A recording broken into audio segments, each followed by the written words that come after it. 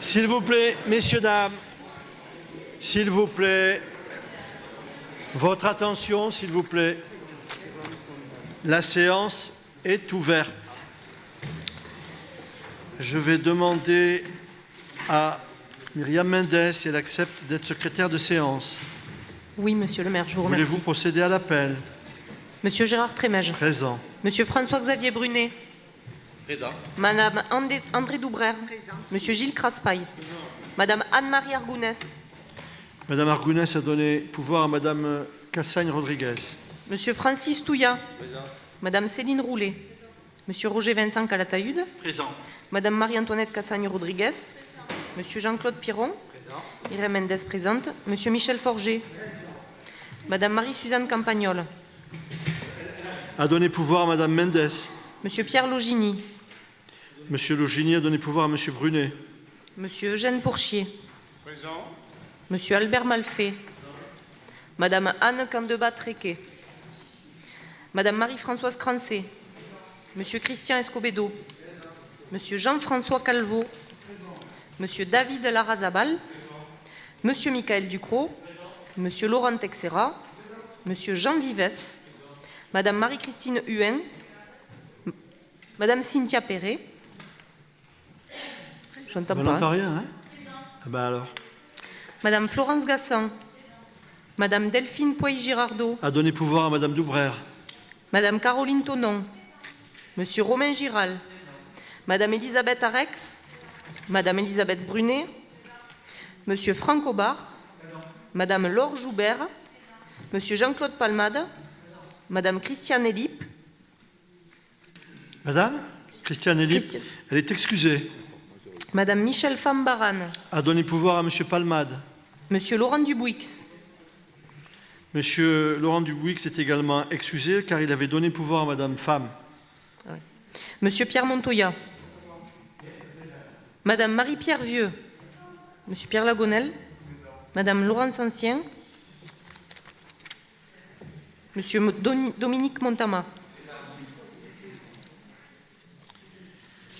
Bien. Monsieur le maire, Oui, pardon. si Monsieur Dubouix donne pouvoir à Madame Femme et si Madame Femme me donne pouvoir, est-ce qu'on peut en tirer la conclusion que Monsieur Dubouix me donne pouvoir? Non. Non? Je sais pas. Non, désolé. Je vous pose la question, j'en sais rien. Non, non, non, non. Non, d'accord. Non, non, vous n'avez droit qu'à un pouvoir. Donc, Ah bon? D'accord. voilà. Enfin, vous, tout le monde, chacun n'a droit qu'à un pouvoir. On peut le donner à Mme Vieux, moi je suis d'accord, oui. Maintenant, si vous préférez le pouvoir de M. Dubouix, ou je ne sais plus qui vous a donné le pouvoir, à la place du pouvoir de Mme Femme, vous pouvez choisir. Ah non, je ne veux pas d'ennui à l'intérieur de la famille socialiste. Parfait, merci. Bien, je voudrais vous préciser que les points 8, 9 et 33, suite à des modifications, ont été remis sur table. Pour les points 2 à 7 concernant l'examen des comptes administratifs, je quitterai la séance et je devrais transmettre la présidence du Conseil à un autre conseiller, un adjoint. Je vous propose, si vous êtes d'accord, d'accepter que M. François-Xavier Brunet puisse présider cette séance quand je me retirerai. Est-ce qu'il y a d'autres candidats? Bien. Je vous demande si vous êtes d'accord pour approuver cette proposition à main levée. Non, non. Bon, il n'y a pas d'opposition, pas d'abstention. Adopté. Avant d'engager maintenant la discussion sur les points qui sont inscrits au Conseil municipal, à l'ordre du jour qui vous a été transmis. Je vais vous demander de bien vouloir vous lever et nous allons nous recueillir en mémoire de nos amis gendarmes qui ont malheureusement péri dans ce terrible accident qui a eu lieu il y a quelques jours au-dessus de Cauterets. Si vous voulez bien.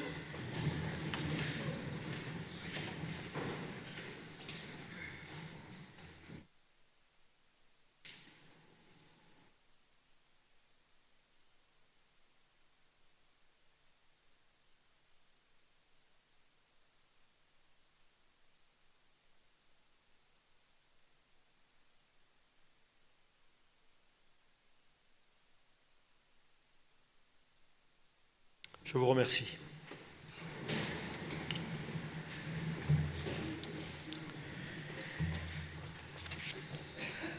Alors, nous allons aborder les points inscrits à l'ordre du jour.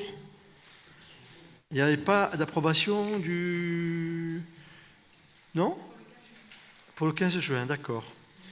Bien, est-ce que vous avez des questions sur le compte-rendu des décisions prises par le maire en vertu du Code général des collectivités territoriales et des marchés passés? Est-ce qu'il y a des questions? Monsieur Montama. Bonsoir. Oui, 2 questions. Simplement pour des éclaircissements.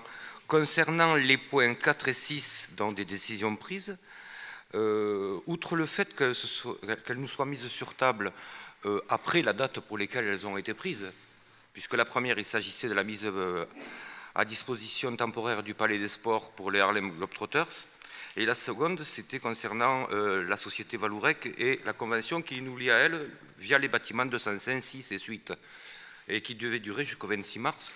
Peut-être déjà une petite explication sur le fait qu'on découvre les décisions après leur date de réalisation, quoi.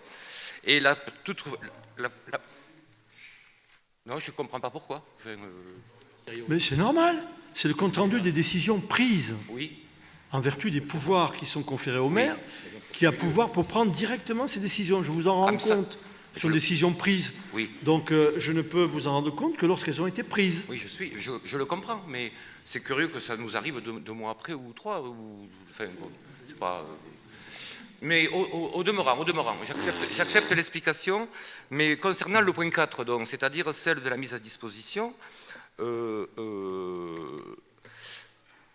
voudrais savoir s'il y avait un enjeu financier important sur la mise à disposition du parc pour ce spectacle des Harlem Globetrotters, parce que ça me fait poser la question suivante: s'il y a des entrées, si ça relève du spectacle, parce que ce n'est pas vraiment du sport, c'est du spectacle, je voudrais savoir si on trouve normal qu'on mette à disposition, parce que si j'entends mise à disposition, ça veut dire de manière gratuite, à un groupe comme ça, comme les Harlem, qui va sûrement générer pas mal de droits d'entrée, enfin pas mal de profits pour sûrement un tourneur privé, alors que ce genre d'effort, on ne le fait pas plus souvent que ça en direction d'assauts qui relèvent de notre ville et dont l'accès au parc devient de plus en plus cher. Voilà, je pose cette question-là.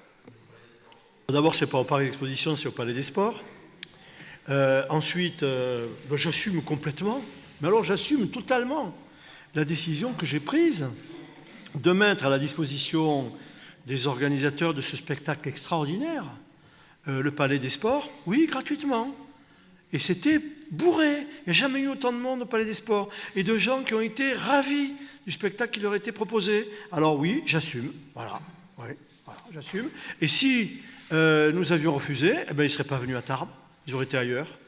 C'est tout simple. Pas plus compliqué que ça. Francis ? Oui, je voudrais ajouter aussi qu'il y a eu des discussions avec les Harlem qui nous ont donné des billets qui ont été distribués à des jeunes des quartiers prioritaires. Et ensuite, j'ajouterai qu'ils nous ont autorisé à tenir, ils ont autorisé le club local, c'est en l'occurrence le TGV, à tenir une buvette de façon à ce qu'ils puissent aussi, à leur manière, travailler pour trouver des recettes complémentaires. Voilà, et ce qui a été fait, ils nous ont donné cette autorisation. Et je puis vous dire que ça a été intéressant pour le TGV. Voilà. Merci de ces précisions. Effectivement, je n'avais pas pensé. Tu as très bien fait. Y a-t-il d'autres questions? Bien.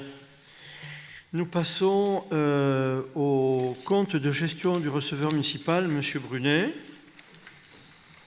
Oui, merci Monsieur le maire. Les comptes de gestion du budget principal et du budget annexe étaient dressés. Pour ceci, nous ont été transmis par le receveur municipal. Ils constituent, vous le savez, le préalable à l'examen de la conformité des comptes administratifs correspondants et doivent dès lors être approuvés avant l'adoption des comptes administratifs. Pour chacun des budgets, ils reprennent en prévision le budget primitif et les décisions modificatives qui s'y rattachent. En exécution, les titres définitifs des créances à recouvrer, ainsi que les mandats de paiement ordonnancés, y compris les écritures d'ordre. Ils sont accompagnés des états de développement, des comptes de tiers, ainsi que des états de l'actif, du passif, des restes à payer ou des restes à recouvrer. En conséquence, sur avis favorable de la Commission des finances qui s'est tenu le 12 mai dernier, il est proposé à notre conseil municipal d'approuver les comptes de gestion dressés pour l'exercice 2015 par le trésorier municipal, car il n'appelle sur les écritures comptables y figurant aucune observation ni réserve avant visa et certification conforme par l'ordonnateur. Les comptes administratifs que nous allons à présent examiner doivent naturellement s'y conformer. Y a-t-il des questions? Pas de questions?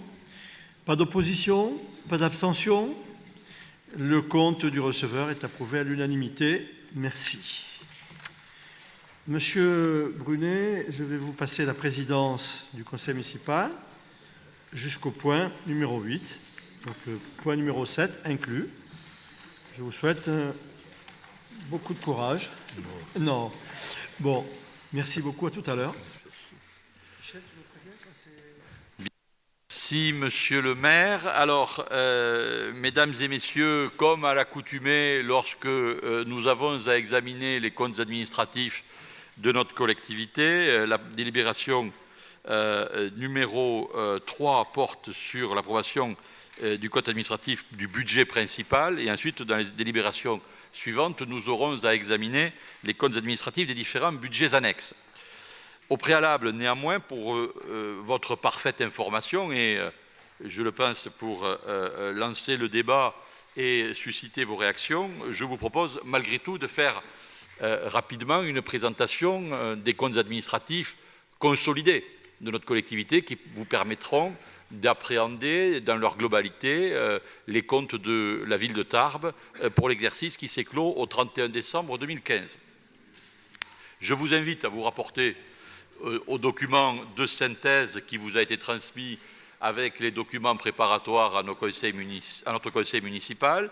Donc ce document de synthèse qui comporte les tableaux dont je vais vous retracer les grandes lignes, mais je suppose que vous ne m'en voudrez pas si je vous évite le pensum de lire intégralement l'ensemble des tableaux. Regardons néanmoins les résultats globaux et je vous invite pour la commodité de nos échanges à vous reporter sur les pages 4 et 5 du document de synthèse. Les comptes administratifs de notre collectivité, comme je vous l'ai dit, consolidés, c'est-à-dire budget principal plus budgets annexes, font apparaître en fonctionnement un résultat excédentaire d'exploitation cumulé de 11 134 395 € et 95 centimes. Au compte administratif 2014, ce résultat excédentaire d'exploitation était de 7 747 877. Ce résultat est expliqué essentiellement par le résultat du budget annexe eau et assainissement et plus partiellement par le résultat du budget principal, avec en particulier un gros effort sur la réalisation des recettes ainsi que sur la maîtrise absolue des dépenses courantes de fonctionnement et la reprise des résultats antérieurs qui étaient en amélioration. En investissement, un résultat déficitaire avant report de 1 884 837,96. Au compte administratif 2014, ce résultat était excédentaire de 2 042 000 et déficitaire après report de 9 845 527. Au CA 2014, il était déficitaire de 225 729. Et donc, nous voyons un résultat excédentaire global, un excédent global disponible de 9 249 557 € et 99 centimes avant report. Il était de 9 790 000 en 2014 et de 1 288 868 après report. Il était en 2014 de 7 973 000. Au niveau de chaque budget, il est constaté, vous avez pu le voir vous-même en examinant les documents qui vous ont été transmis, il est constaté un résultat global de clôture excédentaire après report. Alors les principales caractéristiques de l'exercice 2015 tel que retracé dans les comptes administratifs, et d'ailleurs, ce faisant, la présentation que je vous fais pourrait être mise en regard de la présentation synthétique qui vous est faite chaque année lors de l'adoption du budget primitif. Alors on va revoir les mêmes chapitres pour voir comment les choses se sont comportées par rapport à ce que nous avions évoqué. Donc le premier sujet, c'est un niveau d'investissement au mieux des contraintes budgétaires auxquelles nous sommes confrontés. Deuxième élément important et caractéristique de la politique budgétaire et financière de notre collectivité, c'est la poursuite du désendettement. Troisième point, une évolution maîtrisée de la masse salariale. Quatrième point, des dépenses courantes de fonctionnement parfaitement maîtrisées. Cinquièmement, une progression du produit de la fiscalité directe. Et enfin, dernier point, une épargne nette de gestion en légère érosion. Nous y reviendrons. Alors, le niveau d'investissement, dont je vous dis qu'il est au mieux des contraintes budgétaires auxquelles nous sommes confrontés, que vous en dire, sinon que les dépenses réelles d'investissement hors dette se sont élevées en 2015 à la somme de 10 593 181 € et 46 centimes, 13 786 000 en 2014, soit une baisse de 23%, avec un taux de réalisation de 54,4%, mais remonté à 95% avec les reports de dépenses sur les opérations qui ont été en exécution glissante entre deux exercices. Ce qui démontre que la municipalité a bien pour ambition de réaliser les équipements prévus et votés au budget, ou à minima de les engager, en tous les cas, le programme d'investissement, même si soumis et aux aléas de financement et à différents aléas, si ce programme a été à certains moments décalé, en tous les cas, la volonté politique de notre collectivité de mener à son terme le programme d'investissement prévu, cette volonté est intacte. Parmi les différentes dépenses d'investissement, je voudrais juste appeler votre attention sur celles qui ont été les plus caractéristiques de l'exercice 2015.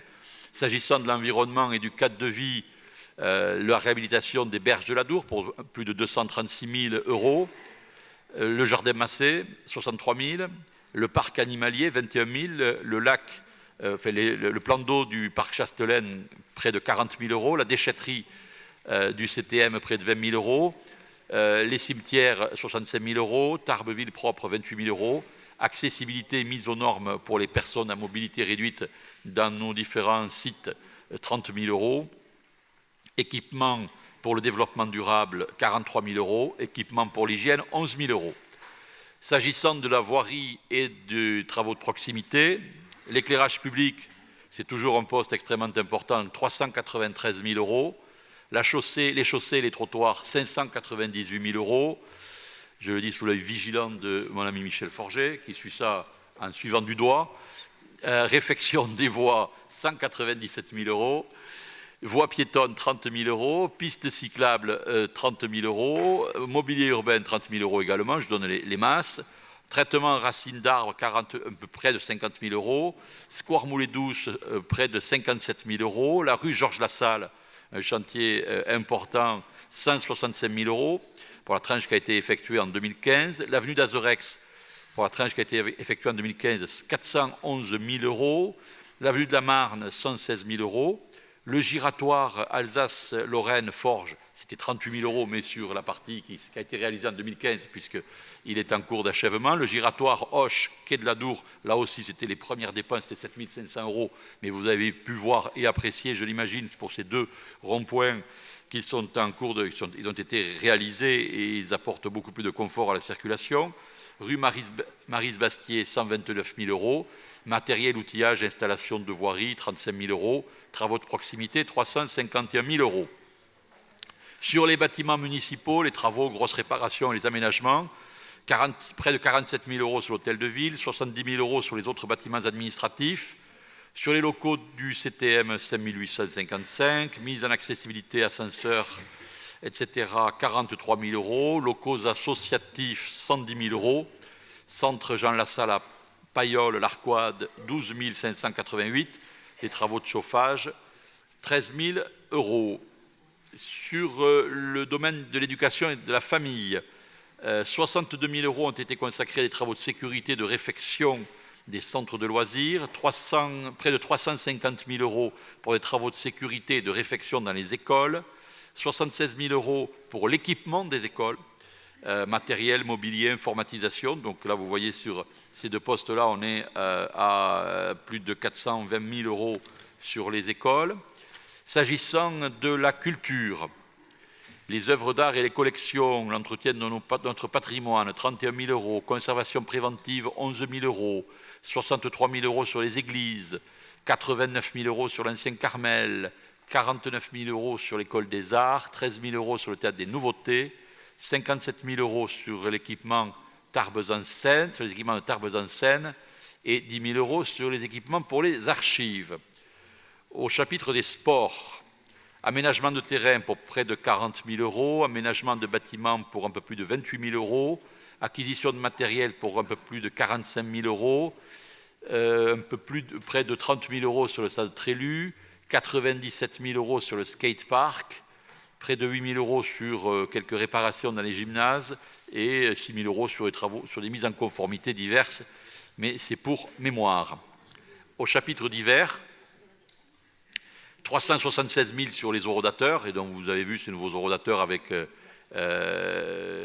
la plage gratuite, du matériel pour 58 000 euros, défibrillateur 24 000 euros, matériel, protocole et animation 24 000 euros, moyen matériel de transport 218 000 euros, informatique 110 000 euros, frais d'études, documentation d'urbanisme 73 000 euros, subvention, opération façade 77 000 euros. Enfin, pour finir sur le chapitre des subventions, les travaux du service de l'eau pour 1 518 045 euros, les travaux au service de l'assainissement 323 000 euros, les travaux sur le restaurant et la cuisine centrale 60 000 euros, des travaux sur l'Arsenal pour 395 000 euros et travaux sur le Broban pour 245 000 euros. Voilà pour le chapitre des investissements réalisés, des principaux investissements réalisés au cours de l'exercice 2015. Deuxième chapitre, je vous le disais, la poursuite du désendettement. Vous savez que c'est une démarche forte que nous avons engagée au sein de la municipalité depuis 2001. L'encours de la dette au 31 décembre 2015 se situe à hauteur de 62 471 034 contre 66 774 371 au 31 décembre 2014, soit un désendettement de 4,3 millions. Pour rappel, la dette au 1er janvier 2001, donc c'est-à-dire au début de l'exercice lorsque nous sommes arrivés aux affaires à la ville de Tarbes, était de 92 249 000. Donc ce sont près de 30 millions d'euros de désendettement qui ont été réalisés au cours des 15 derniers exercices, ce qui est, vous en conviendrez, absolument remarquable et qui est la façon de pérenniser, de garantir l'avenir de notre collectivité et l'avenir des générations futures.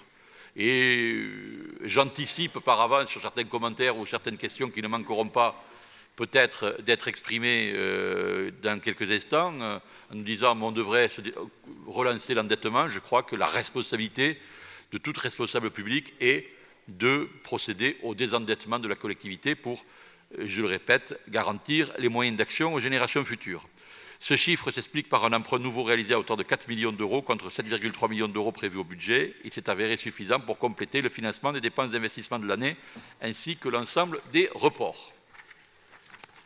Le recours à l'emprunt est ainsi limité au strict nécessaire, notamment grâce à un niveau d'autofinancement soutenu au mieux des possibilités budgétaires, amortissement et résultats de la section de fonctionnement. Il convient de noter également qu'en fonctionnement, les charges financières, ce qui est le corollaire du désendettement, les charges financières ont également diminué de 13%, ce qui nous permet d'améliorer notre résultat de fonctionnement et donc notre capacité d'autofinancement. Troisième tête de chapitre, la masse salariale. La masse salariale consolidée, y compris les charges salariales et les autres personnels extérieurs, s'est élevée en 2015 à 31 561 683 contre 32 22 528 en 2014, soit une baisse de 2,03% par rapport à l'année précédente. Elle est notamment du fait de l'arrêt de la progression des effectifs et bien sûr de l'affectation du personnel de la Caisse des écoles sur ce budget, en lieu et place des mises à disposition et remboursements qui sont mécaniquement en baisse. Il s'agit donc essentiellement d'un transfert de dépenses plutôt qu'une diminution pour la partie du personnel relevant de la Caisse des écoles. La compensation étant faite par une hausse de la subvention équivalente à la Caisse des écoles. Au-delà d'ailleurs, le recalage comptable d'une année de subvention a augmenté mécaniquement ce dernier poste de 805 000 €, mais en tous les cas, on avait eu l'occasion de l'évoquer ici même.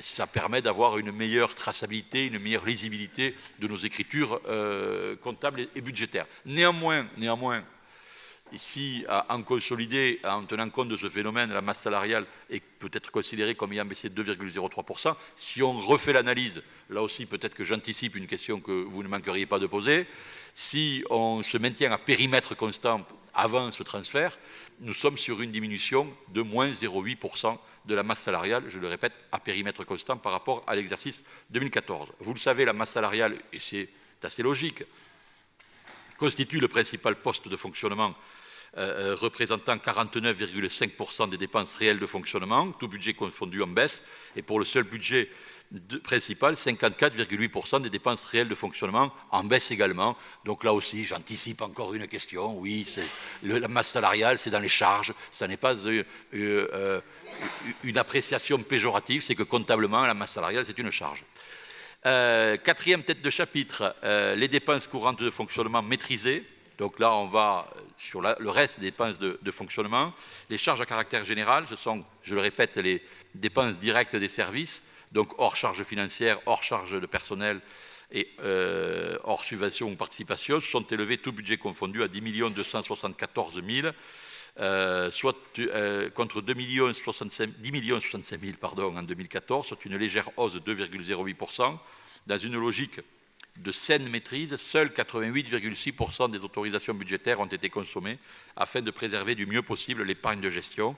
Des marges de manœuvre perdurent donc sur ce poste de dépenses, essentiellement sur le budget principal.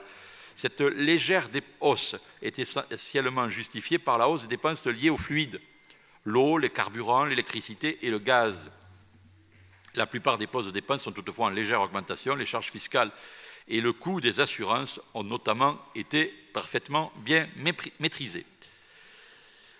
Cinquième point, le produit fiscal de la fiscalité directe locale. Vous savez que nous percevons en direct 3 taxes. Le montant réalisé en 2015 s'établit à 26 898 755, en progression de 3,59% par rapport à 2014. Cette dynamique s'explique par des mesures adoptées en loi de finances, c'est-à-dire par le législateur et pas par nous. Et d'ailleurs, certaines ont fait l'objet de polémiques, à mon avis d'ailleurs, souvent justifiées dans l'opinion publique, et le gouvernement est revenu là-dessus. C'était notamment la fin de l'exonération des personnes veuves sous condition. Vous vous souvenez de ce débat qui a eu lieu il y a quelques mois. Et donc, elles ont pris leur effet lors de l'exercice écoulé, mais elles ont été, je le répète, supprimées depuis, outre l'évolution des bases et la hausse des taux qui avaient été votés et adoptés par notre conseil municipal à hauteur de 1%. Par effet miroir, la dotation globale de fonctionnement, la part forfaitaire, a diminué de 1,27 million d'euros, alors que la DSU et la DNP, la dotation nationale de péréquation, ont augmenté de 739 000 euros et que le FPIC est en hausse de 162 000 euros, ce qui compense, vous en conviendrez, très imparfaitement cette évolution. Donc moins 1,27 million d'euros d'un côté, plus 739 000 et plus 162 000 de l'autre. Vous voyez que le compte n'y est pas. Au-delà d'ailleurs, l'exécution des recettes a été supérieure à la prévision budgétaire ainsi qu'à la réalisation 2015, notamment par les diverses subventions attendues, notamment la participation de la CAF, désormais décalée d'une année, et réforme des rythmes scolaires avec une participation désormais complète. Mais par rapport aux dotations dans leur globalité que nous attendions, nous avons une diminution de 435 000 euros. L'épargne nette, dernier chapitre, l'épargne nette de gestion est en légère érosion. L'épargne nette de gestion s'élève à 3 994 612, tout budget confondu, est en diminution par rapport au compte administratif 2014, 5 390 000, soit moins 26%. Pour le budget principal, le résultat de fonctionnement est supérieur au virement de la section d'investissement tel que prévu au budget. Les recettes prévues ont été honorées. Taux de réalisation de 101,5% hors produit des cessions et les dépenses ont été maîtrisées, taux de réalisation de 94,48%. Par ailleurs, les intérêts et les charges financières sont en diminution, je l'ai dit tout à l'heure en parlant du poste de réduction de l'endettement, donc ça a son corollaire bien sûr. Malgré ces bons résultats, l'épargne nette de gestion du budget principal est en diminution par rapport à 2014. Le budget annexe eau et assainissement constituant quant à lui les 2/3 de l'épargne nette de gestion, malgré une diminution de 1 million d'euros d'un exercice à l'autre. Mais je vous rappelle, il y a quelques mois, je sais plus, il y a un peu plus d'un an, Jean-Luc, la présentation qui avait été faite ici en conseil municipal et qui nous avait d'ailleurs tracé une trajectoire sur l'évolution de l'épargne nette de gestion du fait de la réduction des dotations de l'État et l'effet cumulé de la réduction des dotations de l'État, une trajectoire sur laquelle nous devons être particulièrement vigilants et qui explique les décisions difficiles mais néanmoins responsables et lucides que nous sommes chaque année amenés à prendre jusqu'à présent sur la fiscalité. Voilà les principales caractéristiques du compte administratif dans sa version consolidée. Je suppose que c'est sur cette partie-là consolidée que vous souhaitez, si vous le souhaitez, intervenir les uns ou les autres. Et puis ensuite, nous examinerons, sur la Gonelle, oui, ensuite nous examinerons les projets de délibération concernant le compte administratif du budget principal et des budgets annexes. Monsieur Lagonel, vous avez la parole. Merci. Bon, sur ce compte administratif, il y a des bons points et des points moins porteurs. Je vais commencer par les mauvais points, comme ça on finira sur une bonne impression. En premier, bien sûr, la fiscalité directe locale. Il faut souligner une augmentation en un an de 3,59%, ce qui concrètement quand même représente une ponction supplémentaire au Tarbé de presque 1 million d'euros. Alors j'entends bien, il y a les bases, mais il y a aussi les taux, donc il y a responsabilité partagée là-dessus. Concernant un mauvais point, mais qui est un bon point aussi, c'est la dotation de solidarité urbaine qui augmente de 21%. Bon, l'augmentation de la DSU, de la dotation de solidarité urbaine, cela veut dire quelque part que la ville rencontre de grosses difficultés. Donc je ne sais pas s'il faut le classer dans les bons points ou les mauvais points. Ceci dit, sur un plan financier, c'est quand même très intéressant qu'elle augmente de 21% parce que ça permet de compenser partiellement la baisse de la dotation globale de fonctionnement. Après, je vous ai trouvé quand même très prude sur les dépenses réelles d'investissement. Je crois que là, notre ville a rencontré en 2015 un gros problème. Les dépenses réelles d'investissement ont diminué de 23%, ce qui est considérable. Et surtout, un chiffre qui est très grave, c'est le taux de réalisation des dépenses réelles qui n'est que de 54%. En gros, ça veut dire que quand la ville a décidé d'investir 100 euros, il n'y a eu que 54 euros d'investis. Donc je trouve ça très en retrait et assez grave pour notre ville. Ça veut dire que l'investissement s'est très fortement ralenti en 2015. Ça continue sur ce début d'année 2016. Et j'espère que vous avez dit tout à l'heure que votre volonté politique de continuer à investir était intacte. Bon, ben j'en prends acte, mais j'aimerais que cette volonté politique elle se traduise dans les réalisations. Mais c'est vrai que le début d'année 2016 ne m'invite pas à l'optimisme quand je vois que vous communiquez depuis des mois et des mois sur la réalisation de 2 ronds-points. J'espère qu'il y aura d'autres choses qui enclencheront sur le second semestre. Au niveau des bons points, la maîtrise des dépenses. Je crois que dans le contexte actuel, c'est bien. Là, il y a un effort qui a été fait. Un autre sujet de satisfaction qui est cher à mon cœur, c'est la diminution de l'encours de la dette. J'espère que ce mouvement pourra être continué sur les années à venir, parce que c'est vrai qu'on a des taux particulièrement faibles et qu'il peut être tentant à un moment donné de se laisser aller à emprunter. Donc j'espère que ce mouvement continuera sur les prochains exercices. Et dernier bon point, qui a un petit bémol, mais c'est quand même un bon point à mes yeux, c'est l'épargne nette de gestion, qui est toujours positive de 4 millions d'euros. Alors vous l'avez signalé, c'est vrai qu'elle est en diminution de 25% par rapport à 2014, mais moi je considère que de faire 4 millions d'épargne nette de gestion, c'est quelque chose qui est à souligner. Voilà, je vous remercie. Merci, M. Lagonel. Qui demande la parole? Personne d'autre? Très bien. Juste un petit commentaire à M. Lagonel, mais je n'irai pas au-delà. Juste un tout petit commentaire. J'aimerais vous trouver beaucoup moins enthousiaste quand vous saluez les résultats du Grand Tarbes, où le taux de réalisation des investissements est nettement inférieur à celui que nous venons d'évoquer pour l'exercice 2015. Fermez le banc. Bien. Moi, je pardon. Ah, mais comme vous ne vous manifestiez pas, c'est pour ça. Mais avec joie, Marie-Pierre. Mais il n'y a aucun problème. Mais non, mais c'est en fait que je viens de me rendre compte que j'allais poser les questions de Pierre Lagonel, mais de manière inversée, si vous voulez. C'est-à-dire que... Peut-être vais-je mieux les comprendre, alors, cette fois-ci. Non, je pense que... Je pense que je vais essayer de remettre une critique sur les rails de gauche, si vous voulez. Voilà, non, c'est le fait qu'il ait parlé de maîtrise de dépenses et de diminution de la dette qui m'a alertée, parce qu'évidemment que moi aussi je regardais ce compte administratif 2015, que je pointe un certain nombre d'éléments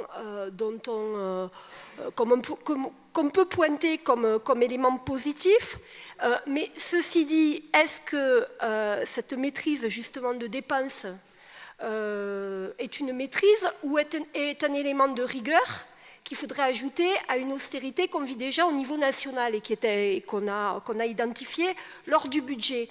Et dans ce cadre-là, puisqu'on pointe un certain nombre de soldes excédentaires, je m'interrogeais sur la pertinence de les utiliser pour le service des populations. Et de mon point de vue, ce n'est pas simplement sur de l'investissement en travaux, mais ça pourrait également signifier sur de l'investissement sur des missions publiques.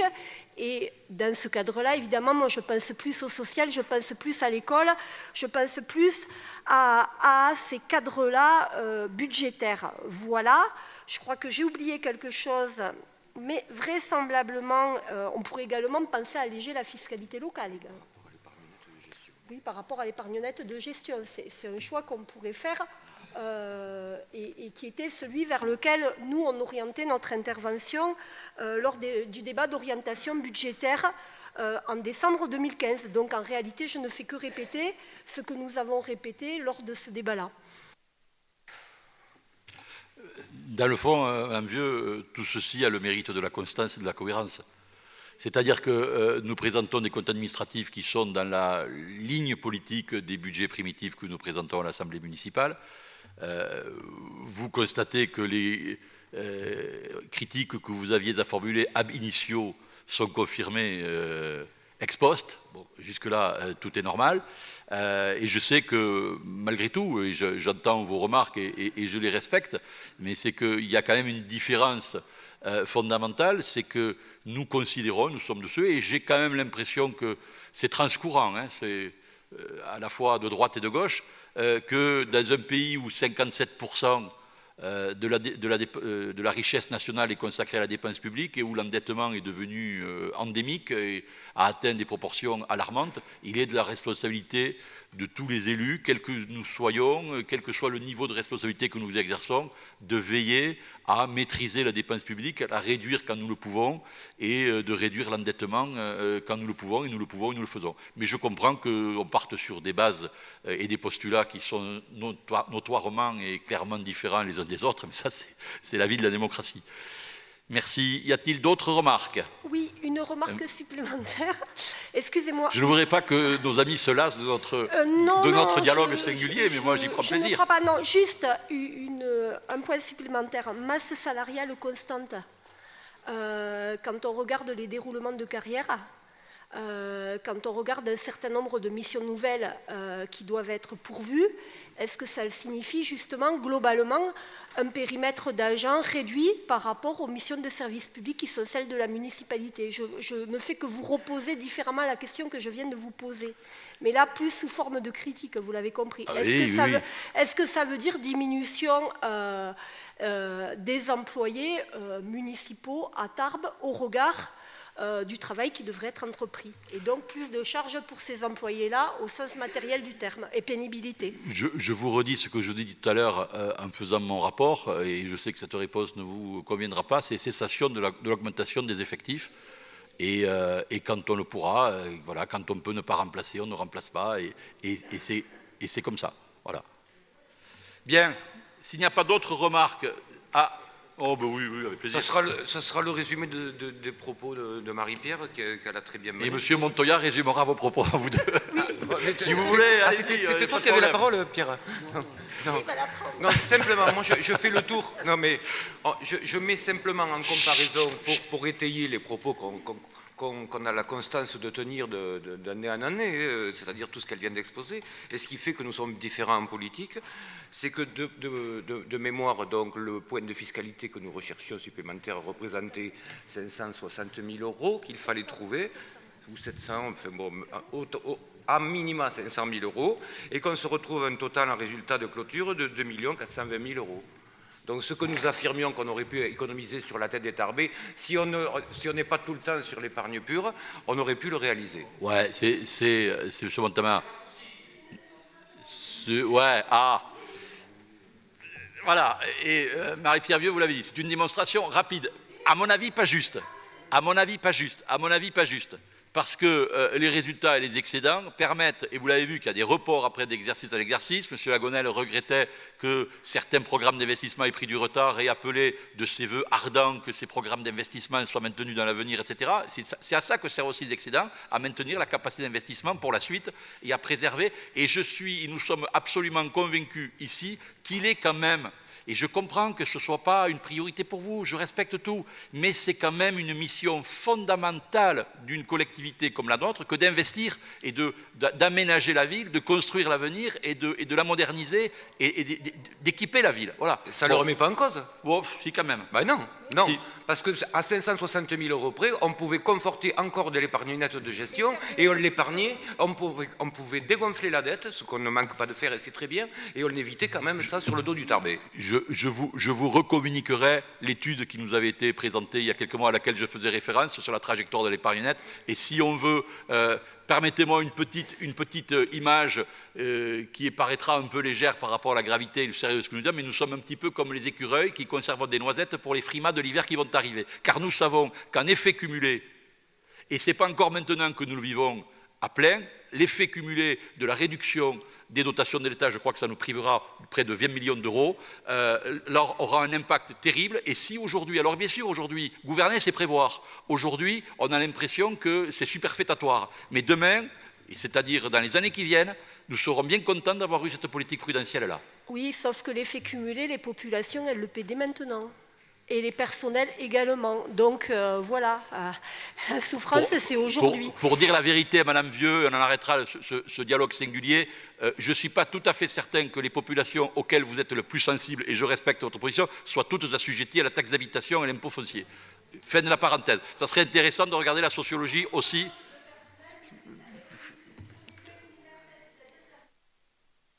Bon, allez, d'accord. Allez, merci. Bien. Ah, Monsieur Craspail. Oui, un mot pour ne pas vous laisser sur cette impression de dialogue. Ah, merci. Je voudrais juste réagir à vos propos parce que je trouve que vous avez quand même une singulière façon de considérer la gestion d'une collectivité. S'il y a des excédents une année, la question peut se poser sur le problème des investissements de l'année. Maintenant, sur la mise en place de dépenses qui sont des dépenses de fonctionnement et donc qui derrière entraînent des dépenses pérennisées année après année, il est plus qu'hasardeux de vouloir les imputer à partir d'un excédent d'une année parce qu'il n'est pas du tout certain que les années suivantes ça se reproduira et donc on risque de creuser le trou des années suivantes. Je voudrais juste prendre un exemple à ce sujet. L'opportunité de cette année nous permet, dans le cas de la Caisse des écoles, ça devrait vous satisfaire, Marie-Pierre Vieux, d'abonder la subvention de la Caisse des écoles, donc du fonctionnement à destination des écoles, en la doublant et en la passant de 800, ça a été dit tout à l'heure par le rapporteur, de 800 000 à 1 600 000. Sauf que je voudrais quand même vous faire remarquer que d'un point de vue comptable, cette fois-ci, il s'agit en fait d'un rattrapage. Et que le rattrapage, il vient d'une année qui fut une année noire pour la ville de Tarbes, 1996. 1996, parce que cette année-là où la ville était dans une situation financière particulièrement délicate, il avait fallu, pour boucler le budget, faire glisser des dépenses d'un exercice sur l'autre. Et à cette époque, la subvention de la Caisse des écoles n'avait pas été versée. Et elle avait été versée en fait rétroactivement, en utilisant donc de la Russie, ce qu'on appelle faire de la cavalerie d'une certaine manière, en décalant en fait la subvention d'une année.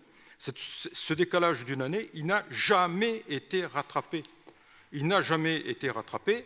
Et aujourd'hui, cette année, on a une opportunité que l'on saisit pour rétablir les comptes de la collectivité, ce qui va nous permettre de les mettre à niveau et de les mettre. Mais il aura fallu 20 ans, 1996-2016, pour y arriver.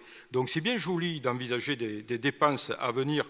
Quand on était là, en l'occurrence, je ne porte pas de jugement de valeur, ce fut à l'époque une nécessité, une obligation pour la municipalité de l'époque. Aujourd'hui, quand on veut faire comme ça des dépenses de fonctionnement qui sont des dépenses qui se reproduisent d'une année sur l'autre, on risque de s'embarquer dans des situations qu'ensuite on a le plus grand mal, c'est ça que je veux souligner, à récupérer sur la durée. Vous voyez, pour récupérer 800 000 euros, 20 ans. Merci. Merci. Vous aurez la gentillesse de considérer que même si ce n'est pas le maire, si c'est que moi, veuillez attendre que je vous donne la parole, ça sera plus simple. Monsieur Montoya. Merci, Monsieur Craspail, pour ces éclaircissements nécessaires.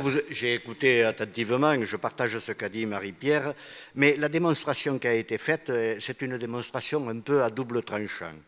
Parce qu'à la fois, on se plaint de la baisse des dotations, et on peut vous dire comment. Vous vous plaignez de la baisse des dotations et vous dégagez de l'excédent.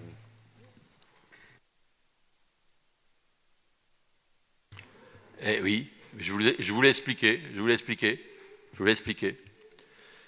J'ai bien compris que mon explication ne vous satisfaisait pas. Et comme je vais épargner le temps de nos amis, je ne vais pas passer la nuit à essayer de vous convaincre, je crois que je n'y parviendrai pas. Je crois que je n'y parviendrai pas. Bien. Et y a-t-il d'autres demandes d'intervention? Alors, je vais vous lire le rapport de la délibération numéro 3 concernant le compte administratif budget principal. Le compte administratif 2015 du budget principal soumis à votre approbation est arrêté comme suit. Les précisions complémentaires figurent dans les documents officiels et de synthèse. Section d'investissement, résultat cumulé 1 302 049. Le solde d'exécution excédentaire, résultat cumulé à inscrire en recette, s'élève donc à cette somme-là. S'il vous plaît, merci. Les restes à réaliser à inscrire au budget 2016 se composent comme suit. Reste à réaliser 3 412 767,07. Le besoin de financement total s'élève à 2 110 517,24. Section de fonctionnement, résultat cumulé, solde d'exécution excédentaire s'élève à la somme de 4 531 184,08 €. Sur avis favorable de la Commission des finances du 12 mai, il est proposé au Conseil municipal d'approuver ce compte administratif ainsi que les résultats définitifs qui en découlent, en les reconnaissant également en parfaite concordance avec le compte de gestion du receveur, approuvé plus tôt, d'affecter le résultat d'exploitation comme suit, 1 302 49,83 excédent d'investissement reporté au 0,01 en recette, 3 412 767,07 reste à réaliser en dépenses d'investissement, 2 110 517,24 excédent de fonctionnement à capitaliser au 10,68 en recette d'investissement, excédent de fonctionnement reporté au 0,02 en recette de fonctionnement, 2 420 666,84. Y a-t-il des oppositions? Y a-t-il des abstentions? Des oppositions? Donc, 3 voix. Y a-t-il des abstentions? 1 voix, 2 voix. Et je vous remercie. Alors, la délibération suivante, c'est M. Giral qui rapporte sur le budget annexe de l'eau et de l'assainissement. Oui, merci. Je vais essayer d'aller à l'essentiel et d'épargner la lecture trop fastidieuse de tous les chiffres. En section d'investissement, il y a un solde d'exécution déficitaire à hauteur de 757 000 € et des restes à réaliser à hauteur de 4 307 000 €. La somme des deux donne un besoin de financement total à hauteur de 5 064 026 €. Et en fonctionnement, il y a un solde d'exécution excédentaire de l'ordre de 6 339 000 €, ce qui permet de couvrir le besoin de financement total. Sur avis favorable de la Commission Finances Développement économique du 12 mai 2016, il est proposé au Conseil municipal d'approuver le compte administratif 2015 du budget annexe eau et assainissement et d'affecter donc le résultat d'exploitation excédentaire de 6 339 000 € comme suit. Excédent de fonctionnement capitalisé en recettes d'investissement 5 064 026 € et excédent de fonctionnement reporté au 002 en recettes de fonctionnement 1 275 338 €. Merci, Monsieur Giral. Y a-t-il des demandes d'intervention sur le budget annexe de l'eau et de l'assainissement? Même vote que précédemment, je présume? Même vote, je vous remercie. Compte administratif, budget annexe, espace Broban, Madame Cassagne-Rodriguez, s'il vous plaît. Merci beaucoup. Il s'agit du compte administratif 2015 du budget annexe espace Broban, soumis à votre approbation, est arrêté comme suit. La section d'investissement, un résultat cumulé de 930,16 € avec un solde d'exécution excédentaire de la même somme. Les restes à réaliser sont de 134 386,19 € avec un besoin de financement qui est le même de 133 456,03 €. Pour la section de financement, nous avons un résultat cumulé de 154 095,02 € avec un solde d'exécution excédentaire de 154 095,02 € qui permet de couvrir le besoin de financement total en investissement de 133 456,03 €. Sur avis favorable de la Commission Finances, Développement économique, Intercommunalité, Administration générale, Commande publique et politique contractuelle du 12 mai 2016, il est proposé au Conseil municipal de désigner M. François-Xavier Brunet comme président de la séance, d'approuver le compte administratif 2015 du budget annexe de l'espace Broban, ainsi que les résultats définitifs qui en découlent, en les reconnaissant en parfaite concordance avec le compte de gestion 2015 du receveur municipal approuvé plus tôt en séance, d'affecter le résultat d'exploitation excédentaire de 154 095,02 € comme suit, avec un excédent de reporté au 001 en recette de 930,16 €, reste à réaliser en dépenses d'investissement 134 386,19 € avec un excédent de fonctionnement à capitaliser au 1068 en recette de 133 456,03 € et un excédent de fonctionnement reporté au 002 en recette de fonctionnement de 20 638,99 €. Merci, Madame Cassagne-Rodriguez. Même pas de commentaire, vous pouvez, hein, si vous le souhaitez, même vote. Bon, très bien, merci. Le budget annexe de l'Arsenal, Madame Doubrère. Merci, Monsieur Brunet. Le compte administratif 2015 du budget annexe de l'Arsenal soumis à votre approbation est arrêté comme suit. Section d'investissement, résultat cumulé 41 261,17 €. Le solde d'exécution excédentaire à inscrire en recette au 001 du budget 2016 s'élève à la somme de 41 261,17 €. Les restes à réaliser à inscrire au budget 2016 se composent comme suit. Reste à payer, dépenses 60 093 €, pas de recettes à recouvrer. Le besoin de financement total, résultat cumulé reste à réaliser, s'élève à 18 832 €. Section de fonctionnement, résultat cumulé 29 229,98 €. Le solde d'exécution excédentaire s'élève à la somme de 29 229,98 € et permet de couvrir le besoin de financement total en investissement de 18 832 €.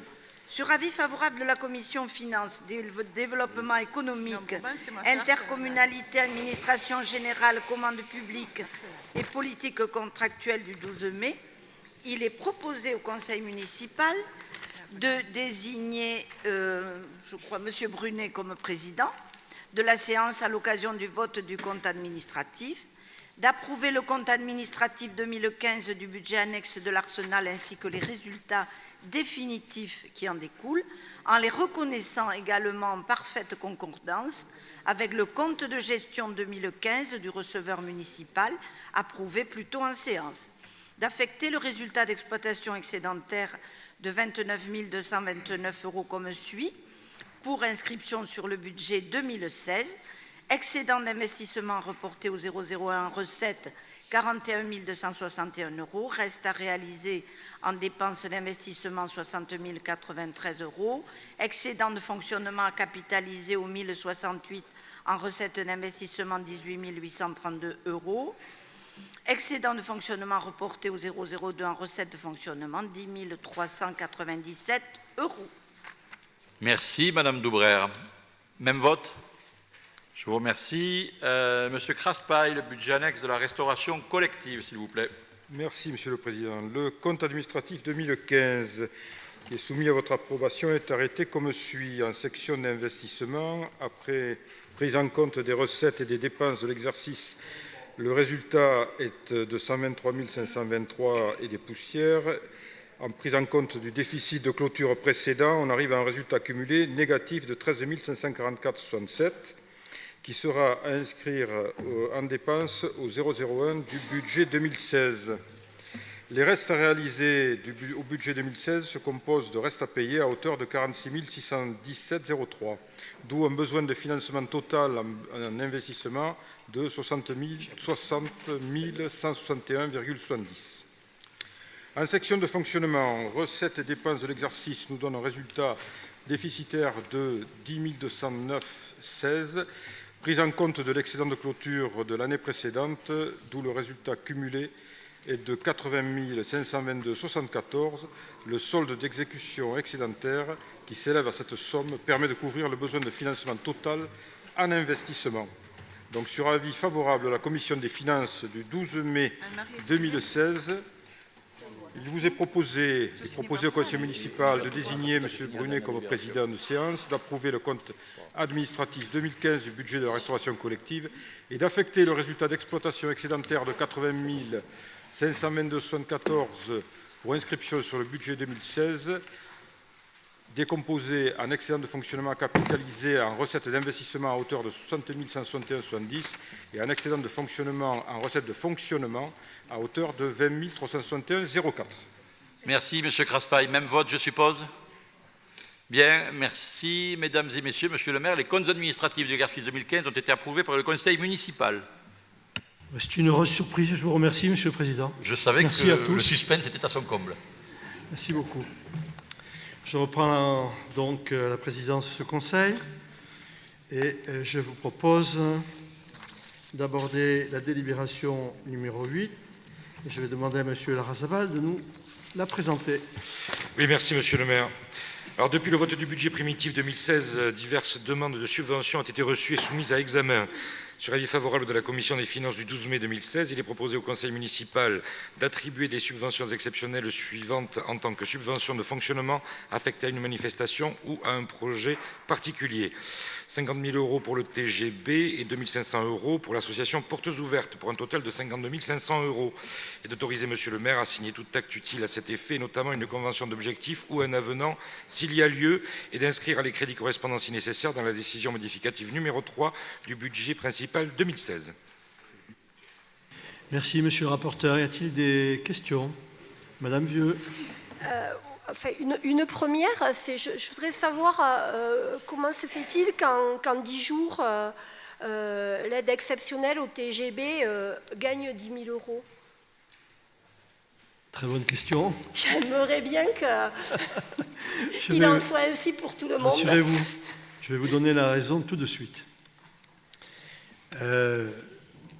Les clubs sont à l'heure actuelle en train de préparer leur budget pour la saison prochaine et le présentent aux instances nationales. Le TGB a donc présenté il y a 15 jours à peu près les comptes de la saison à venir en intégrant la subvention de 40 000 € que nous avions prévu de leur accorder pour les féliciter d'être remontés en une saison dans l'élite nationale et d'une façon tout à fait remarquable.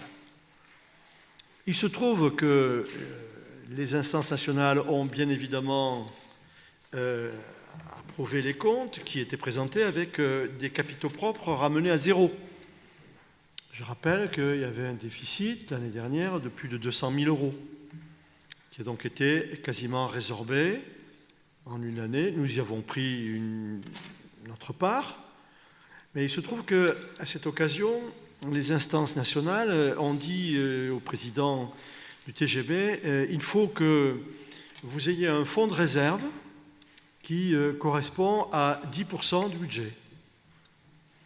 Et donc, il a fallu qu'ils repartent en mission auprès de tous les partenaires pour pouvoir représenter avant le 31 mai des comptes présentant des capitaux propres avec un fonds de réserve égal à 4%. J'ai dit 3%? Non, c'est pas 10%, c'est 4%, excusez-moi. 4% du budget. Voilà pourquoi nous avons là aussi pris notre part, comme d'autres. Je ne sais pas les autres collectivités, mais en tout cas, j'estime qu'il était de notre devoir de donner à l'équipe dirigeante tous les moyens de préparer dans les meilleures conditions possibles la saison à venir. Donc, on a donné 10 000 € de plus. Y a-t-il d'autres questions? Je soumets cette proposition à votre approbation. Y a-t-il des abstentions? Vous abstenez? D'accord. Des votes contre? Proposition adoptée. Merci beaucoup. Excusez-moi, monsieur le maire, on s'abstient sur la première des deux propositions, l'autre on vote pour. Pardon, excusez-moi? Comme il y a deux subventions, on oui, exact. Très juste. Je soumets donc, oui, c'est vrai que nous étions convenus en effet, quand il y avait des propositions de ce type, de les présenter en deux fois.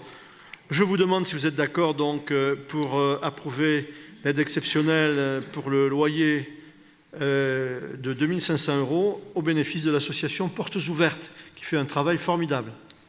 Et y a-t-il des abstentions? Il n'y en a pas, unanimité parfaite. Vous avez bien fait de me le rappeler, merci beaucoup. Point numéro 9, nous allons passer au DM. Monsieur Brunet, c'est votre soirée. Ah oui, puis je sens que ça passionne. Donc, nous allons adopter la décision modificative numéro 3.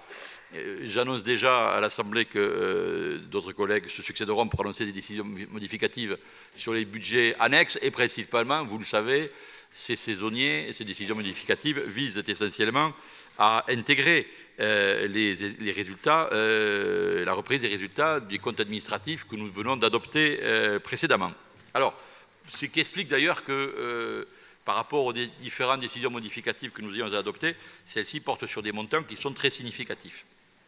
Donc pour le budget principal, les ajustements nécessaires s'équilibrent en recettes et dépenses à la somme de 7 114 842,07, 4 923 804,07 pour la section d'investissement et 2 191 038 € pour la section de fonctionnement. Si on regarde dans le détail sur les pages suivantes du projet de délibération qui vous a été soumis, vous verrez naturellement que s'agissant de la section d'investissement, l'essentiel des inscriptions proposées concerne bien sûr la reprise des résultats du compte administratif 2015, mais également l'intégration de l'opération Haras de Tarbes, donc acquisition et premiers aménagements. Donc en recettes, les subventions à recevoir de l'État et de la région, et en dépenses, le principal des dépenses, donc c'est l'acquisition et les premiers aménagements au Haras de Tarbes.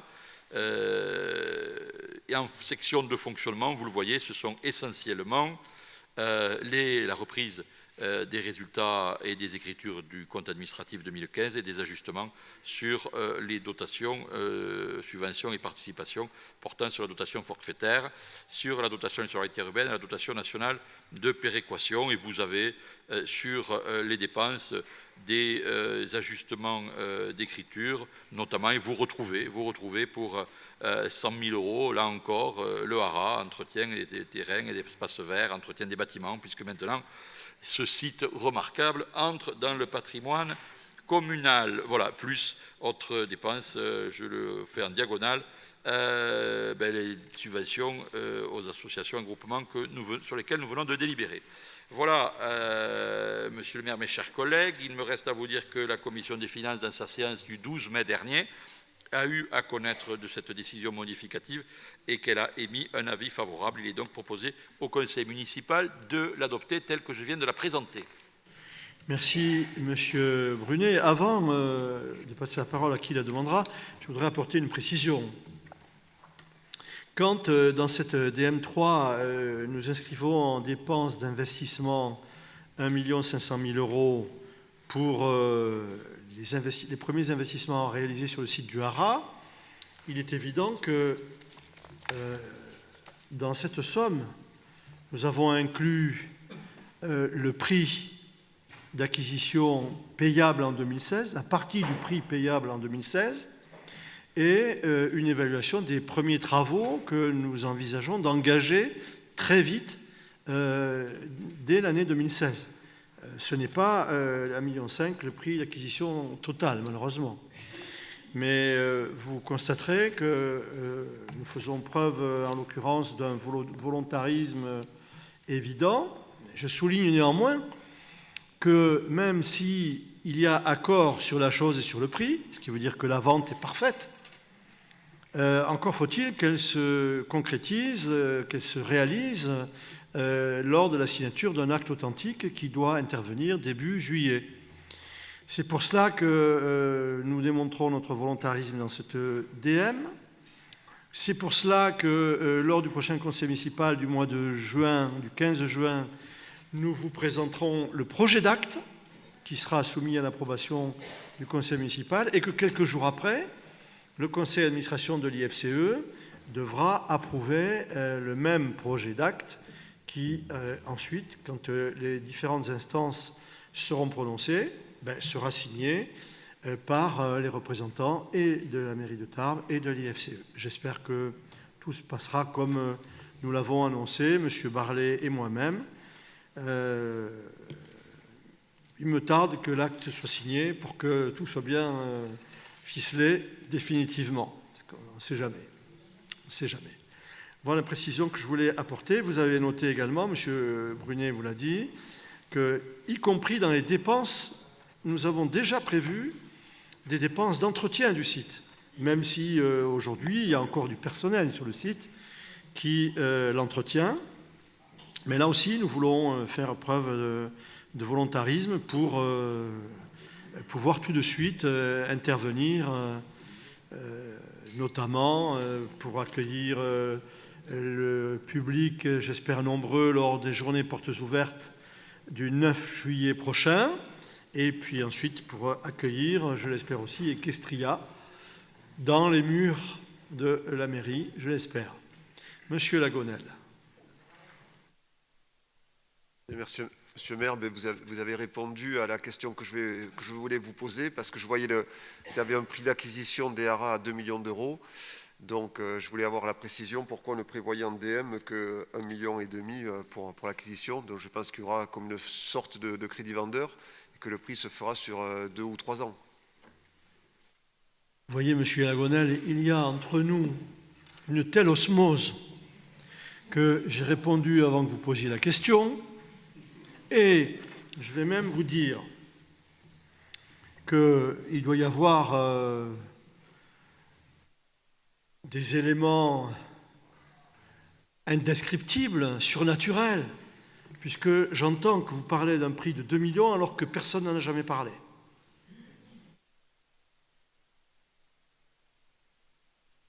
On a donné le prix de 2 millions? Ah bon, pardon, on n'a pas parlé jusqu'à présent. Alors, c'était donc pas des éléments surnaturels. Quelle déception! Quelle déception! C'était donc purement administratif. Y a-t-il d'autres questions? La vie est cruelle. La vie est cruelle, quelle déception. Y a-t-il d'autres questions? Je ne me souviens pas. Je suis déçu, monsieur le maire, que vous ne lisiez pas la totalité des délibérations. Non, je ne lis pas ce qui coule de source. En effet. C'est pour ça que je ne lis pas non plus vos propos quand ils sont rapportés. Y a-t-il d'autres questions? Je soumets cette DM3 à votre approbation. Y a-t-il des abstentions? Normal. Donc, abstention de l'opposition. Je demande à la majorité de bien vouloir lever la main avec les pouvoirs qui... Voilà, merci beaucoup. Proposition adoptée. Nous passons à la DM2 de l'eau et de l'assainissement. Monsieur Calatayud. Oui, merci. Il s'agit d'une délibération concernant les ajustements pour le budget annexe eau et assainissement. Les inscriptions budgétaires s'équilibrent globalement en recettes et dépenses à la somme de 7 373 000 euros. Ces différents mouvements retracés dans le document si annexé peuvent se résumer ainsi. En investissement, recettes et dépenses 6 098 000 et en fonctionnement, recettes et dépenses 1 275 000. Après avis favorable de la commission finances du 12 mai 2016, il est proposé au conseil municipal d'approuver la décision modificative numéro 2 du budget annexe eau et assainissement 2016 pour la somme de 7 373 558,72. Merci, monsieur le rapporteur. Même vote, je présume. Même vote adopté. Le point suivant, madame Cassaigne-Rodriguez. Merci, monsieur le maire. DM1, Broban. Il s'agit effectivement des ajustements du budget annexe de l'espace Broban 2016. Des ajustements s'avèrent nécessaires pour ce budget, notamment afin d'intégrer la reprise des résultats du compte administratif 2015. Les inscriptions budgétaires s'équilibrent globalement en recettes et dépenses à la somme de 415 663,37 €. Ces différentes, donc nous pouvons voir les investissements recettes dépenses à 275 024,38 € et le fonctionnement recettes dépenses de 140 638,99 €. Après avis favorable à la commission finances du 12 mai 2016, il est proposé au conseil municipal d'approuver la décision modificative numéro 1 du budget annexe Espace Broban 2016, arrêté en recettes et dépenses à la somme de 415 663,37 €. Merci, madame. Y a-t-il des questions?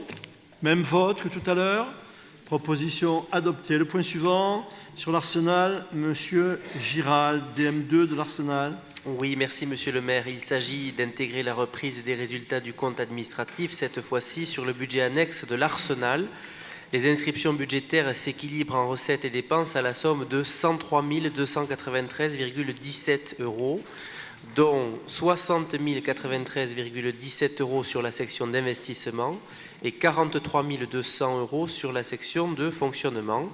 Après avis favorable de la commission finances, développement économique, intercommunalité du 12 mai 2016, il est donc proposé au conseil municipal d'approuver cette décision modificative arrêtée en recettes et dépenses à la somme de 103 293,17 €. Merci, monsieur Giral. Même vote, pas de questions. Proposition adoptée. Nous passons à la restauration collective. DM1, monsieur Craspail. Merci, monsieur le maire. Donc, même chose, il s'agit d'opérer les reprises du compte administratif 2015 sur le budget primitif de la restauration, le budget annexe, de la restauration collective. Donc, au total, les recettes et dépenses s'établissent à une somme de 97 761,70 €. En investissement, on retrouve la reprise du compte administratif 2015 à 60 161 et des poussières, une opération d'ordre 18 800.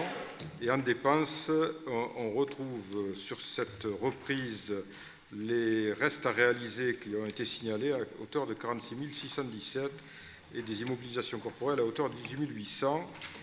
La section de fonctionnement fait apparaître la reprise de l'excédent à hauteur de 20 361,04 avec des produits qui viennent se déduire pour 1561,04 et le transfert sur les dépenses sous forme d'opération d'ordre à hauteur de 18 800 et des demandes après avis de la commission des finances du 12 mai 2016 au conseil municipal d'approuver la DM1 du budget annexe de la restauration collective. Merci, monsieur le rapporteur. Pas de questions particulières. Même vote que tout à l'heure. Proposition adoptée. Le point suivant, monsieur Calatayud. Oui, il s'agit de l'adhésion de la ville de Tarbes au groupement de commandes pour la passation du marché public de médecine préventive à la suite de l'entrée en vigueur le 1er juillet 2012 du décret du 30 janvier qui rappelle les objectifs du suivi médical et des examens individuels périodiques. Ce texte également établit une liste des salariés devant bénéficier d'une surveillance médicale renforcée. En raison de l'enjeu économique que représente ce marché, avec un médecin de prévention diplômé en médecine du travail, une infirmière, une secrétaire médicale et une équipe pluridisciplinaire, il est souhaitable d'optimiser les coûts et de passer un contrat, un groupement de commandes avec le CCAS et la Caisse des écoles de la ville. Pour que cette démarche soit mutualisée, il est proposé cette passation de convention de groupement en prévoyant les modalités d'organisation et de fonctionnement. Après avis favorable de la Commission Finances du 12 mai 2016, il est proposé au Conseil municipal de constituer entre la ville de Tarbes, le CCAS de la ville et la Caisse des écoles de la ville un groupement de commandes pour la passation du marché public de prestations de services de médecine préventive et d'autoriser Monsieur le maire à signer cette convention. Merci, Monsieur le rapporteur. Y a-t-il des questions? Monsieur Montama. Merci. Je suis totalement ignorant dans le sujet, c'est pour ça que je la pose. Elle ne revêt aucun piège. Non, comment se fait-il, je me la pose vraiment très simplement, comment se fait-il qu'un service de santé au travail ne puisse pas être pris en charge et assuré par la DDCSPP ou les services de l'État en matière de santé? Et comment se fait-il qu'on est obligé de la confier à un marché public, enfin un marché privé sous appel d'offres public? Est-ce qu'il y a une réponse cohérente là-dessus ou est-ce que c'est par réflexe maintenant de gestion qui tend à donner au privé tout ce qu'on peut lui donner?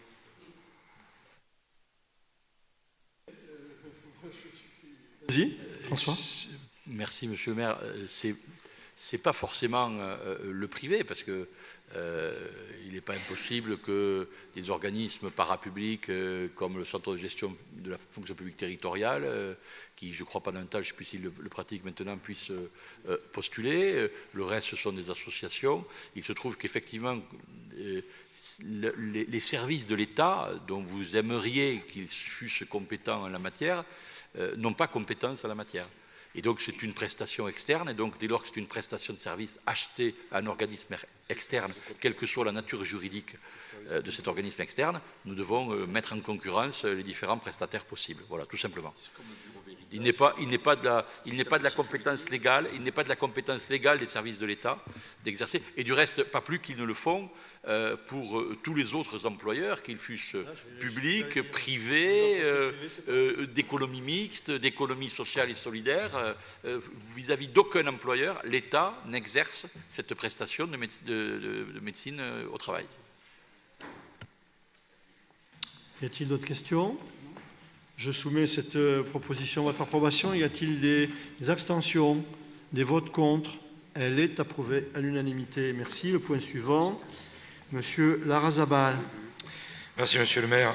Depuis le 1er mars 2015 et jusqu'au 31 décembre 2016, le Grand Tarbes est porteur d'un groupement de commandes de la fourniture et l'acheminement de gaz naturel de ses propres équipements et ceux de ses communes membres pour une consommation estimée annuelle de 21 gigawatts. Le groupement de commandes de gaz naturel du Grand Tarbes arrive à échéance le 31 décembre 2016. Il convient donc de relancer une consultation pour la fourniture et l'acheminement de gaz naturel qui prendra effet au 1er janvier 2017. La sélection du fournisseur d'électricité peut se faire de manière isolée ou par l'adhésion au groupement d'achat départemental constitué entre le SDE 65, le Conseil départemental des Hautes-Pyrénées et le Grand Tarbes, utilisé pour la première fois en 2015 pour la fourniture et l'acheminement de l'électricité. En 2016, le syndicat départemental d'énergie des Hautes-Pyrénées propose à nouveau d'utiliser ce groupement d'achat départemental pour procéder à une consultation pour l'achat de gaz naturel, permettant ainsi au Grand Tarbes de réaliser la mise en concurrence pour la fourniture et l'acheminement de gaz naturel. Après avis de la Commission Finances du 12 mai 2016, il est proposé au Conseil municipal d'approuver la participation de la ville de Tarbes au groupement de commandes porté par le syndicat départemental d'énergie des Hautes-Pyrénées afin d'assurer la fourniture et l'acheminement de gaz naturel dont la convention d'adhésion est jointe à la présente délibération et d'autoriser Monsieur le maire à signer le marché de fourniture et d'acheminement de gaz naturel à intervenir et tout document afférent à cette délibération. Merci, Monsieur le rapporteur. Y a-t-il des questions? Pas d'opposition, je présume. Proposition adoptée. Le point suivant, Madame Doubrère. Exploitation des 2 champs captants, production d'eau potable, avenant numéro 5. Le marché d'exploitation des 2 champs et de production d'eau potable a pour objet le pompage et le transfert d'eau depuis les champs captants de Is et de Laloubert jusqu'aux 2 châteaux d'eau. Ce marché a été attribué à la SOR par la commission d'appel d'offres du 6 juillet 2010 pour un montant estimé de 462 000 € hors taxe. Il a fait l'objet de 4 avenants représentant une plus-value de 115 710,59 €, soit 25,05% d'augmentation. Le 22 avril dernier, la SOR titulaire du marché nous informait que le débit de la pompe P5 du site de Laloubert avait fortement chuté, passant de 156 m3/h à 60 m3/h. Elle nous conseillait de lever cette pompe pour réaliser un diagnostic. Le coût du diagnostic est estimé à 2 400 € hors taxe. Cette étude doit faire l'objet d'un avenant numéro 5. Le montant cumulé des 5 avenants passe donc à 118 110 € hors taxe et représente une augmentation de 25,57% du montant initial du marché. Après avis de la commission d'appel d'offres du 20 mai 2016, il est proposé au conseil municipal d'autoriser Monsieur le maire à signer l'avenant numéro 5 en plus-value et toutes les pièces afférentes au marché d'exploitation des 2 champs captants, production d'eau potable avec la SOR. Merci, Madame. Des questions? Monsieur Montoya. Oui, nous ne voterons pas cette délibération. D'abord parce que nous sommes attachés à la régie publique de l'eau, y compris la fourniture de l'eau, et que là, effectivement, on voit une augmentation par avenant de 25,57% du marché initial, ce qui me paraît énorme. Ensuite, la question que je voudrais vous poser, c'est les pompes, le matériel, est-il propriété de la ville ou propriété du concessionnaire? Car effectivement, si nous sommes propriétaires, il est normal que nous financions les travaux. Si nous ne le sommes pas, c'est autre chose. Bien. Sur le principe, votre position ne nous surprend pas. Le fait de ne pas voter pour ce type de prestations. Maintenant, sur l'augmentation des 5 avenants qui représentent 25%, sur le principe, vous avez raison, je comprends. Sauf qu'il s'agit quand même d'exploitation d'un dispositif qui peut présenter des aléas, comme c'est le cas avec le poste P5, où on voit une chute terrible, ce qui veut dire que non seulement il va y avoir étude diagnostique, mais que très vraisemblablement, derrière, il va y avoir des travaux importants à faire.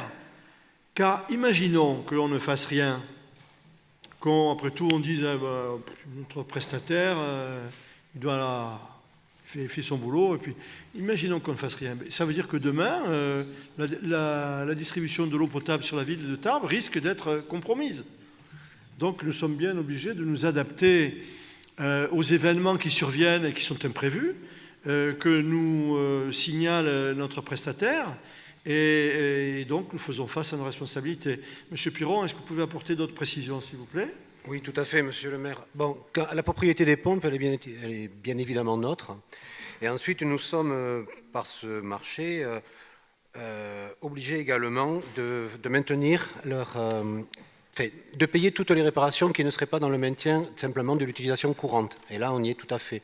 Maintenant, je voudrais quand même, par rapport à cette augmentation de 25 et quelques %, je crois qu'il faut amener quelques précisions. Tout d'abord, il faut savoir que le marché, c'est 462 000 pour 5 ans. C'est-à-dire qu'en gros, la production d'eau potable nous coûte 90 000 € par an. Or, l'avenant numéro 2 et l'avenant numéro 4, qui sont pour 45 et 48 000 €, correspondent en fait à des prolongations de 6 mois de contrat, parce qu'il ne vous a pas manqué, parce qu'on est en 2016 et on a été obligé de prolonger le contrat pendant 1 an. Donc en fait, au lieu de 125 000 € d'avenant, on tombe à 30 000 €. 30 000 € sur 6 ans, ça veut dire 5 000 € de réparation par an, c'est quand même pas grand-chose. On peut préciser pour quelles raisons on a été obligé de proroger le contrat avec le prestataire actuel.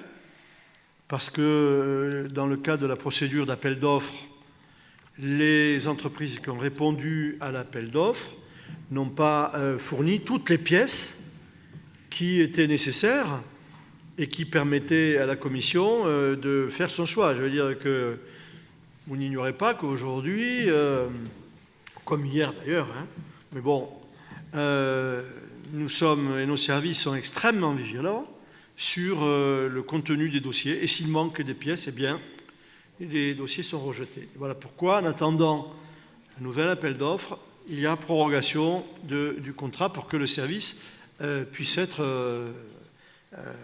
continuer à être rendu à la ville de Tarbes. Y a-t-il d'autres questions? Monsieur Montoya. Peut-on envisager, donc, à terme du contrat, la passation en régie municipale? Mais on peut tout envisager, monsieur Montoya. Nous verrons au terme du contrat, nous y sommes, puisque nous avons lancé une procédure d'appel d'offres. Si la nouvelle procédure qui a été lancée se révélait, encore une fois, infructueuse, ce qui serait extrêmement préjudiciable, peut-être qu'à ce moment-là, nous pourrions imaginer d'autres solutions. Mais ce n'est pas dans la stratégie qui est la nôtre, et qui, je vous le souligne au passage, était celle de mon prédécesseur. Parce que ce contrat, il date de l'époque de M. Erassaré et de l'équipe que vous connaissez très bien.